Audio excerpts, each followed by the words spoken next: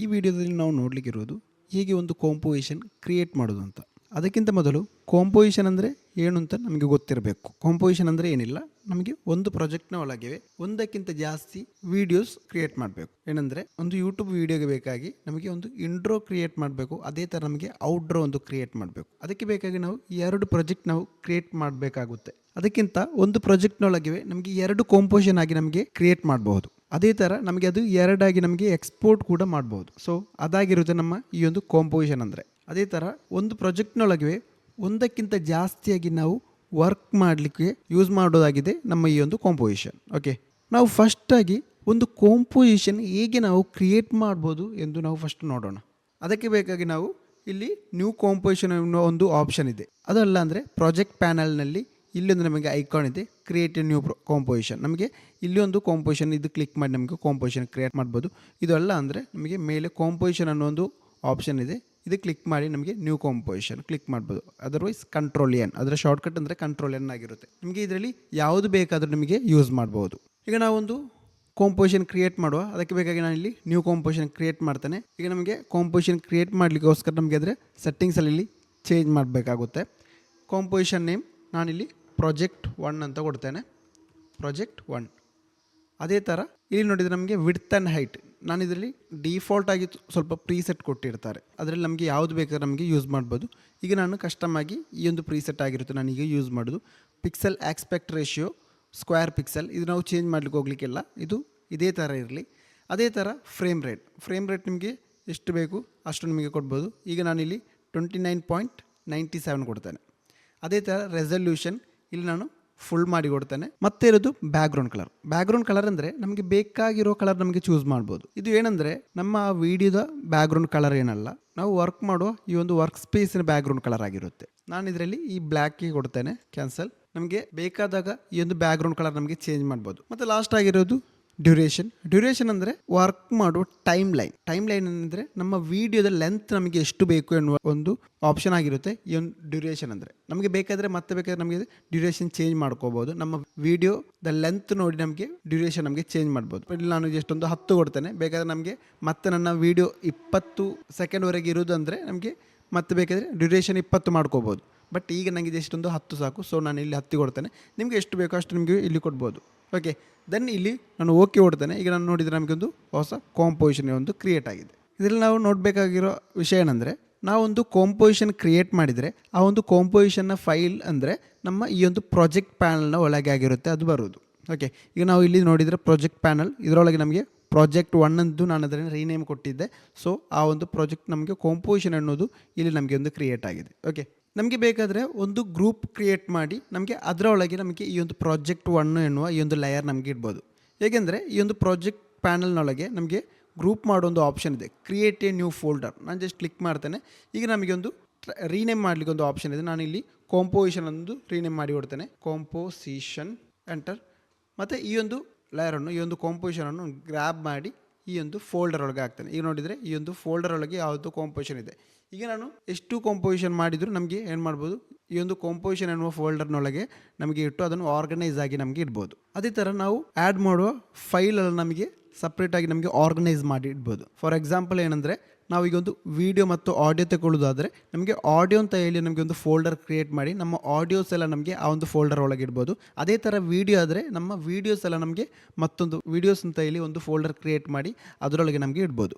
ಆ ಥರ ನಾವು ಸಪ್ರೇಟಾಗಿ ನಾವು ಆರ್ಗನೈಸ್ ಆಗಿ ಮಾಡಿಡ್ಬೋದು. ಮತ್ತು ನಾವು ಗೊತ್ತಿರಬೇಕಾದ ಸ್ವಲ್ಪ ವಿಷಯ ಏನಂದರೆ, ಈ ಒಂದು ಕಾಂಪೋಸಿಷನ್ ಪ್ಯಾನಲ್ನ ಒಳಗೆ ಆಗಿರುತ್ತೆ. ಈ ಕಾಂಪೋಸಿಷನ್ ಪ್ಯಾನಲ್ನೊಳಗೆ ನಮಗೆ ಸ್ವಲ್ಪ ಇದರ ಸೈಜೆಲ್ಲ ನಮಗೆ ಸೆಟ್ ಮಾಡಿ ಕೊಡ್ಬೋದು. ಇದರ ಈ ಒಂದು ಸೈಜ್ ಮ್ಯಾಗ್ನಿಫಿಕೇಷನ್ ರೇಷಿಯೋ ಪಾಪಪ್ ಎಂದು. ಓಕೆ, ಇದು ಈಗಿರೋದು 25% ಆಗಿರುತ್ತೆ. ಸೊ ನಾನು ಇದು ಜಸ್ಟ್ ಇದೊಂದು ಆ್ಯರೋ ಮಾರ್ಕ್ ಕ್ಲಿಕ್ ಮಾಡ್ತೇನೆ. ಈಗ ನಮಗೆ ಇದರಲ್ಲಿ ತುಂಬ ನಂಬರ್ಸ್ ಇದೆ. ಓಕೆ, ಈಗ ನಾನು ಏನು ಮಾಡ್ತೇನೆ, ಫಿಟ್ ಕೊಡ್ತೇನೆ. ಫಿಟ್ ಕೊಡುವಾಗ ನಮಗಿದು ಈ ಒಂದು ಕಾಂಪೋಸಿಷನ್ಗೆ ಕರೆಕ್ಟಾಗಿದ್ದು ಫಿಟ್ ಆಗುತ್ತೆ. ಅದೇ ಥರ ನಾನು ಏನು ಮಾಡ್ತೇನೆ ಅಂದರೆ ಇಲ್ಲಿ 3% ಕೊಡ್ತೇನೆ. ಈಗ ನೋಡಿದರೆ ಈ ಒಂದು ಕಾಂಪೋಸಿಷನ್ ಅನ್ನೋದು 3% ಆಗಿ ನಮಗೆ ಕನ್ವರ್ಟ್ ಆಗಿದೆ.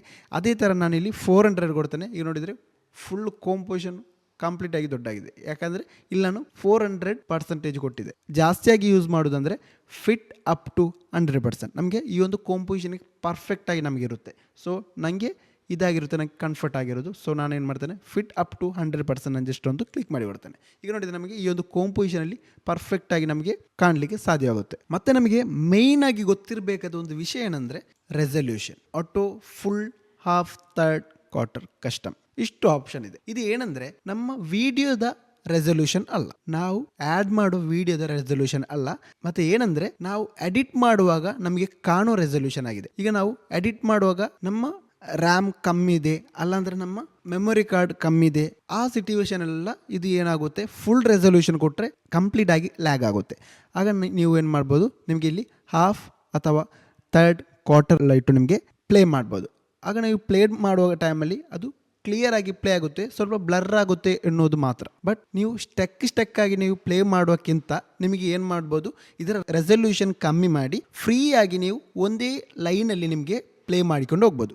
ಬಟ್ ನೀವು ರೆಂಡರ್ ಮಾಡುವ ಟೈಮಲ್ಲಿ ನೀವು ಫಸ್ಟ್ ಹಾಕುವ ವಿಡಿಯೋ ಅದೇ ಕ್ವಾಲಿಟಿ ಆಗಿರುತ್ತೆ ನಿಮಗೆ ಮತ್ತೆ ಕೂಡ ಸಿಗೋದು. ನೀವು ಇಲ್ಲಿ ಕಮ್ಮಿ ಮಾಡಿದ್ದೀರಿ ಅಂತ ನೆಕ್ಸ್ಟ್ ನೀವು ರೆಂಡರ್ ಮಾಡುವಾಗ ಅದರ ರೆಸಲ್ಯೂಷನ್ ಲಾಸ್ ಆಗಲ್ಲ. ಓಕೆ, ಇದು ನೀವು ಎಡಿಟ್ ಮಾಡುವಾಗ ಮಾತ್ರ ಆಗಿರುತ್ತೆ ಈ ಒಂದು ರೆಸಲ್ಯೂಷನ್ ಇರೋದು, ಈ ಒಂದು ಕಾಂಪೋಸಿಷನ್ನ ರೆಸಲ್ಯೂಷನ್. ಮತ್ತು ನೀವು ರೆಂಡರ್ ಮಾಡುವಾಗ ಈ ಒಂದು ರೆಸಲ್ಯೂಷನ್ ಅದೇ ಥರ ಆ ರೆಂಡರಿಗೂ ಸಂಬಂಧವೇ ಇರುವುದಿಲ್ಲ. ಓಕೆ, ಮತ್ತಿರೋ ವಿಷಯ ಏನಂದರೆ, ನಾವು ಫಸ್ಟ್ ಕಾಂಪೋಸಿಷನ್ ಮಾಡುವ ಟೈಮಲ್ಲಿ ನಾವು ಇದರ ಈ ಒಂದು ಕಾಂಪೋಸಿಷನ್ನ ಬ್ಯಾಕ್ಗ್ರೌಂಡ್ ಕಲರ್ ಎನ್ನುವುದು ನಾವು ಬ್ಲ್ಯಾಕ್ ಕಲರ್ ಆಗಿರುತ್ತೆ ಕೊಟ್ಟದ್ದು. ಬಟ್ ನಮಗೀಗ ಬ್ಲ್ಯಾಕ್ ಕಲರ್ ಬೇಡ, ನನಗೀಗ ಚೇಂಜ್ ಮಾಡಬೇಕು, ನನಗೀಗ ಬ್ಲ್ಯಾಕ್ ಇರುವುದನ್ನು ನನಗೆ ವೈಟ್ ಮಾಡಬೇಕು, ಆ ಒಂದು ಸಿಚುವೇಶನ್ ಬರುವಾಗ ನಮಗೆ ಏನು ಮಾಡ್ಬೋದು ಅದನ್ನಾಗಿರುತ್ತೆ ನಾವು ಈಗ ನೋಡ್ಲಿಕ್ಕೆ ಇರೋದು. ಅದಕ್ಕೆ ಬೇಕಾಗಿ ನಾನು ಏನು ಮಾಡ್ತೇನೆ ಅಂದರೆ, ಮೇಲೆ ನಾವು ಆಲ್ರೆಡಿ ಕಾಂಪೋಸಿಷನ್ ಕ್ರಿಯೇಟ್ ಮಾಡಿದ್ವಿ, ಅಲ್ಲಿ ನಮಗೆ ಜಸ್ಟ್ ಒಂದು ಕಾಂಪೋಸಿಷನ್ ಅನ್ನುವ ಒಂದು ಆಪ್ಷನ್ ಕ್ಲಿಕ್ ಮಾಡುವ ಟೈಮಲ್ಲಿ ಕಾಂಪೋಸಿಷನ್ ಸೆಟ್ಟಿಂಗ್ ಎನ್ನುವ ಆಪ್ಷನ್ ನಮಗೆ ಕಾಣಬಹುದು. ಅದರ ಶಾರ್ಟ್ಕಟ್ ಅಂದರೆ ಕಂಟ್ರೋಲ್ ಕೆ, ನಿಮಗೆ ಕಂಟ್ರೋಲ್ ಕೆ ಜಸ್ಟ್ ಪ್ರೆಸ್ ಮಾಡ್ಬೋದು. ಅದರ್ವೈಸ್ ನಿಮಗೆ ಕಾಂಪೋಸಿಷನ್ ಸೆಟ್ಟಿಂಗ್ಸ್ ಎನ್ನುವ ಒಂದು ಆಪ್ಷನ್ ಇದೆ, ಜಸ್ಟ್ ಇದೊಂದು ನಾವು ಕ್ಲಿಕ್ ಮಾಡಿ ಕೊಡ್ಬೋದು. ಇದು ಈಗ ನೋಡಿದರೆ ನಾವು ಫಸ್ಟ್ ಕ್ರಿಯೇಟ್ ಮಾಡಿದ ಪ್ರಾಜೆಕ್ಟ್ 1 ಎನ್ನುವ ಈ ಒಂದು ಕಾಂಪೋಸಿಷನ್ ನನಗೆ ಓಪನ್ ಆಗಿ ಸಿಕ್ಕಿದೆ. ಇದರಲ್ಲಿ ನಮಗೆ ಏನು ಮಾಡ್ಬೋದು, ಬ್ಯಾಕ್ಗ್ರೌಂಡ್ ಕಲರ್ ಬ್ಲ್ಯಾಕ್ ಇರೋದನ್ನು ನಾನು ಚೇಂಜ್ ಮಾಡಿ ನಾನು ಏನು ಮಾಡ್ತೇನೆ ಅಂದರೆ ವೈಟ್ ಕಲರ್ ಮಾಡಿ ಕೊಡ್ತೇನೆ. ಈಗ ನೋಡಿದರೆ ನಮಗೆ ಬ್ಯಾಕ್ಗ್ರೌಂಡ್ ಏನಾಯಿತು, ವೈಟ್ ಕಲರ್. ಇದೇ ಒಂದು ನಾವು ಆಲ್ರೆಡಿ ಕ್ರಿಯೇಟ್ ಮಾಡಿರೋ ಕಾಂಪೋಸಿಷನ್ನ ಸೆಟ್ಟಿಂಗ್ಸ್ ಆಗಿರುತ್ತೆ. ಈಗ ನಮಗೆ ಇಲ್ಲಿ ಬೇಕಾದ ಕಲರ್ ಚೇಂಜ್ ಮಾಡ್ಬೋದು, ನಮಗೆ ಇಲ್ಲಿ ಚೇಂಜ್ ಮಾಡ್ಬೋದು.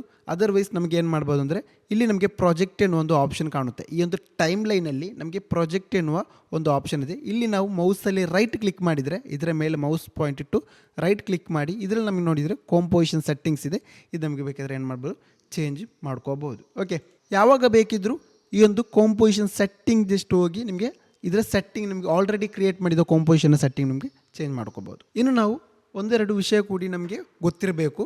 ಏನಂದರೆ, ನಾವು ಮೇಲೆ ಕಾಂಪೋಸಿಷನ್ ಸೆಟ್ಟಿಂಗ್ ಕಾಂಪೋಸಿಷನ್ ಕ್ರಿಯೇಟ್ ಮಾಡುವ ಟೈಮಲ್ಲಿ ಡ್ಯೂರೇಷನ್ ಎಂದು ನಾವು ನೋಡಿದ್ವಿ. ಡ್ಯೂರೇಷನ್ ನಾವು 10 ಸೆಕೆಂಡ್ ಎಂದು ಕೊಟ್ಟಿದ್ವಿ. ಓಕೆ, ಈ 10 ಸೆಕೆಂಡ್ ಎಂದು ಬಂದದಲ್ಲಿ ನಮ್ಮ ಈ ಒಂದು ಟೈಮ್ ಲೈನಲ್ಲಿ, ಈಗ ನಾನು ಈ ಟೈಮ್ ಲೈನ್ ನೋಡುವ ಟೈಮಲ್ಲಿ ನಮಗೆ ಕ್ಲಿಯರ್ ಆಗಿ ಕಾಣುತ್ತೆ 1 to 10 ಸೆಕೆಂಡ್, 10 ಸೆಕೆಂಡ್ವರೆಗೆ ಈ ಒಂದು ಟೈಮ್ ಲೈನ್ ನಮಗೆ ಪ್ಲೇ ಆಗುತ್ತೆ. ಇದು ನಮಗೆ ಝೂಮ್ ಮಾಡಬೇಕಂದ್ರೆ ಕೆಳಗೆ ಕಾಣುವ ಈ ಒಂದು ಆಪ್ಷನ್ ಇದೆ, ಜಸ್ಟ್ ಮೌಸಲ್ಲಿ ಲೆಫ್ಟ್ ಕ್ಲಿಕ್ ಮಾಡಿ ನಮಗೆ ಝೂಮ್ ಮಾಡ್ಬೋದು, ಅದೇ ಥರ ಝೂಮ್ ಔಟ್ ಮಾಡ್ಬೋದು.